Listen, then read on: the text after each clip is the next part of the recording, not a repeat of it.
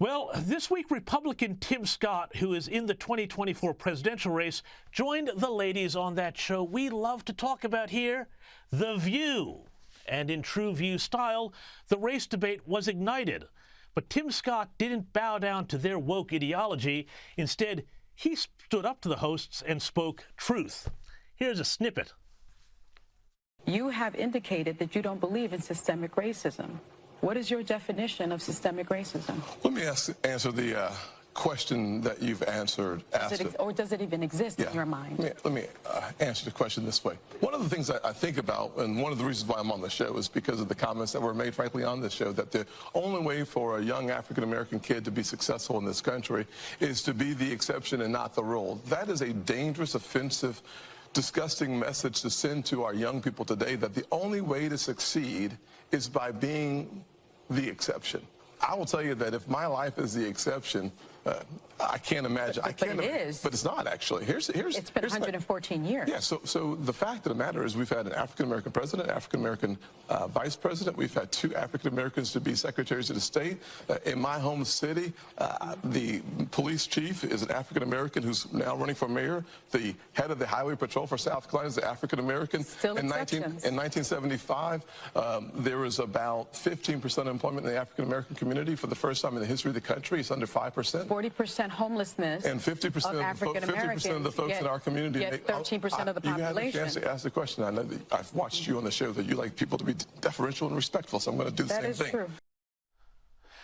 Joining me now to discuss this is the founder of Wrong Speak Publishing, Adam B. Coleman. Adam, thank you so much here. Fantastic exchange there with Tim Scott, who we've spoken a lot about on this program and who I think brings a really interesting and refreshing style to American politics.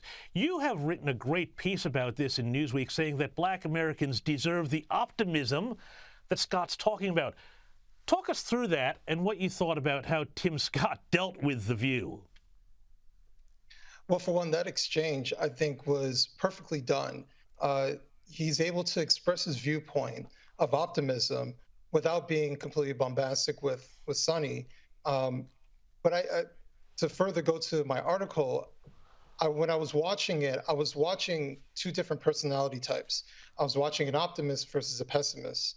Someone who is saying, yeah, I recognize that my grandfather grew up in hard times and faced oppression, but look at where we are now. And someone who is wanting us to focus on only those hard times, to perpetuate that we're still in those hard times, despite Sonny's own upbringing, as she's expressed in that episode, that she grew up in the Bronx, single-parent home, grew up in, one would assume some sort of poverty, and look at where she's at now.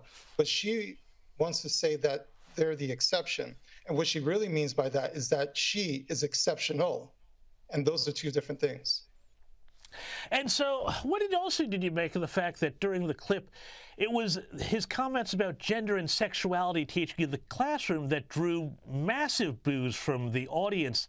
And do you think there's an issue there that's going to wind up drawing Black and other minority voters to the right and towards Republicans with this whole culture war around these issues, even as many white suburbanites get pulled to the left with it? No, I don't think so. I really believe that this topic of gender, especially transgender, these particular things are very niche. And I honestly believe when regular people hear about what is actually going on, they are appalled by it. Obviously, most Americans are, I would say, well-intentioned. They're not necessarily hateful people or anything of that nature. And they try to figure out what's fair in society. But when they find something that is so extreme, so ideological, something that doesn't make sense according to human history, then that's when they start to repel from that. And I know plenty of Democrats who do not like this ideology. This is a very fringe ideology perpetuated by progressives. And, The View has over the years formed into a progressive hive mind.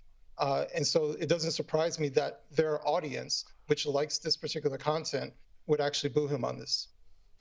And just to get back to what you were saying before about that case for optimism, one of the things we've spoken about here, Adam, on this show a bunch of times, you and I, is how so many of these issues are kind of proxies for class, which is the issue that nobody wants to discuss in America.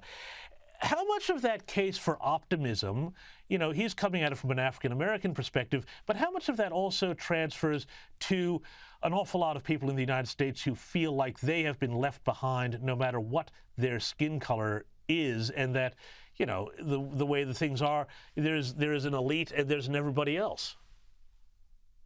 Right, and that's actually what I try to talk about often, is that race is used as a distraction from class. You know, Sunny is of a particular class. I'm pretty sure she does well for herself. But the thing is, she wants to hyper-focus on race because it's a distraction for how much money she makes.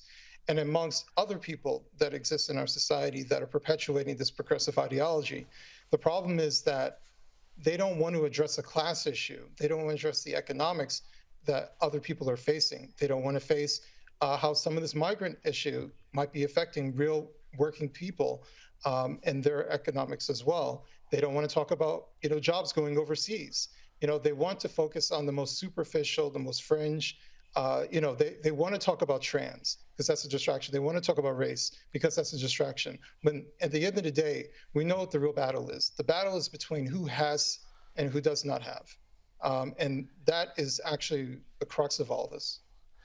Adam, I think you have just said words that I want every U.S. Report viewer to remember. Race is a distraction from class, and I think that this sums up so much of American politics. Adam Coleman, thank you so much for your words of wisdom, and look forward to having you back here again on the U.S. Report.